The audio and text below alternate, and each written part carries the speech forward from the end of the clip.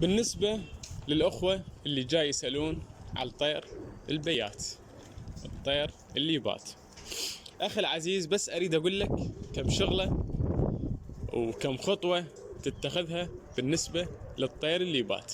أول شي مو تطير للطير الساعة 4 أو الساعة 5 وتقول الطير بات، لأن شيء أكيد يا حبيبي الساعة والساعة والنص شيء أكيد راح يبلع الجو ويظل معلي، وبعد الطير ما راح يندل مكانه، فهذا مو صحيح. فهذا الطير انت ما اعتبر بات عندك. احنا الطير نطيره ب8، نطيره ب9، مرات بال10 حتى ياخذ كفايته، والطير نزل والما نزل يبقى مبيت.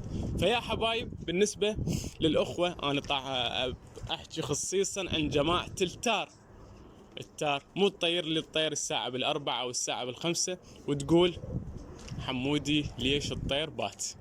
احنا ما نطير بهاي الأوقات، لأن نندل إنه الطير راح يصعد، وجاي تشوفون الأجواء هسه.